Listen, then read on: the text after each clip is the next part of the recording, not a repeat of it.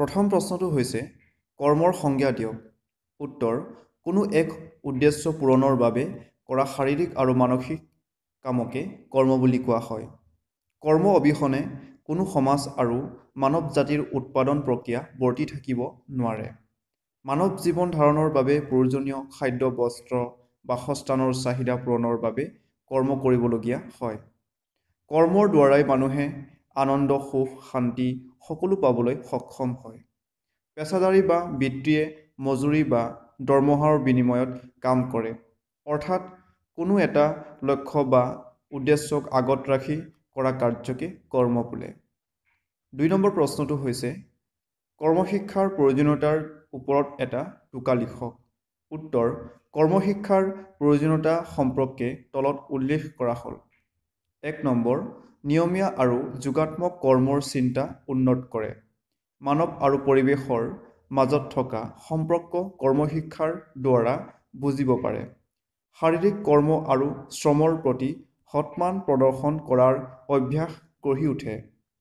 ৫ number, কৰ্মশিক্ষাই পুষ্টিকৰ খাদ্য, বেমাৰৰ কাৰণ আৰু স্বাস্থ্যকৰ পৰিৱেশ আদি দিশৰ বিষয়ে তথ্য প্ৰদান কৰে।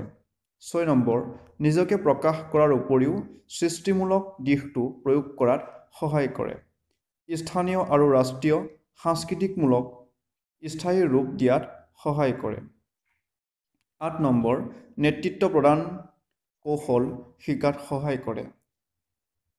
শিক্ষা আৰু কৰ্মৰ মাজৰ সম্পৰ্ক বুজাত সহায় কৰে। বিদ্যালয় আৰু এটা জাতিৰ সম্পৰ্ক কৰ্মশিক্ষাৰ যোগেদি শিশুসকলে আয়ত্ত কৰিবলৈ সক্ষম হয়।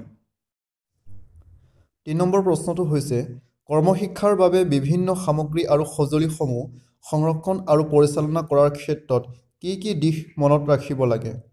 উত্তৰ: কৰ্মশিক্ষাৰ বাবে প্ৰয়োজনীয় সামগ্ৰীৰ এখন তালিকা প্ৰস্তুত কৰাৰ লগতে তলৰ দিশসমূহ মনত ৰাখিব লাগে। ১ নম্বৰ, প্ৰয়োজন অনুসৰি সামগ্ৰী আৰু সঁজুলি সংগ্ৰহ কৰা।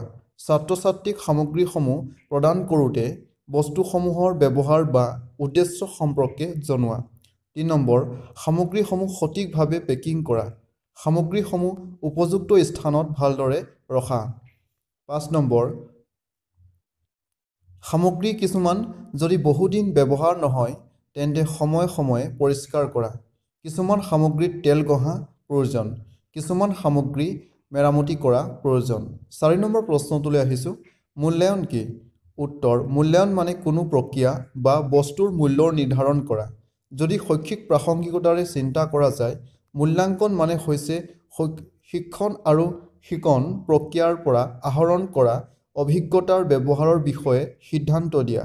মূল্যাঙ্কন শিক্ষণ-শিকন প্ৰক্ৰিয়াৰ এক অবিচ্ছেদ্য অংগ।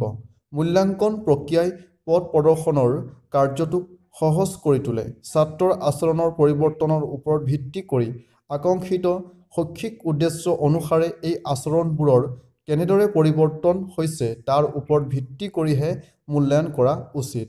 শিক্ষাৰ্থীৰ দৃষ্টিকোণৰ পৰা শিক্ষণ-শিকন প্ৰক্ৰিয়াটোক বেছি গুৰুত্বপূৰ্ণ আৰু উপযোগী কৰি তুলিবলৈ চেষ্টা কৰা হয়। মূল্যায়ন হ'ল এক গঠনমূলক উপস্থাপন আৰু প্ৰকৃত ফলাফলক প্ৰভাৱিত কৰা এক অৰ্থপূৰ্ণ সূচক প্ৰদান কৰা পূৰ্ব প্ৰক্ৰিয়া। ই প্ৰকৃত উদ্দেশ্যৰ ওপৰত লক্ষ্য ৰাখে আৰু কিদৰে সেই উদ্দেশ্য পূৰণ কৰিব পাৰি তাত গুৰুত্ব প্ৰদান কৰে। ৫ নম্বৰ প্ৰশ্নটো হৈছে মূল্যায়নৰ পদ্ধতি আৰু কৌশলসমূহ উল্লেখ কৰক।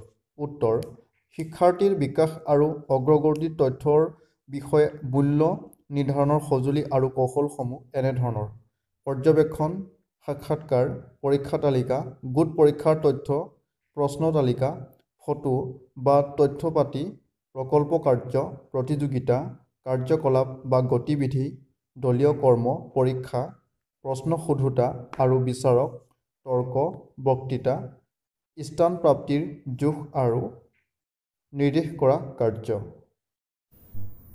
শ্ৰদ্ধাৰ শিক্ষাগুৰুসকল, মোৰ এই চেনেলটোক যদি আপুনি এতিয়াও ছাবস্ক্ৰাইব কৰা নাই তেন্তে এতিয়াই ছাবস্ক্ৰাইব কৰিব, লগতে বেল আইকনটো প্ৰেছ কৰি দিব যাতে মোৰ এনেধৰণৰ নতুন ভিডিঅ'ৰ ন'টিফিকেশ্যন আপুনি লগে লগে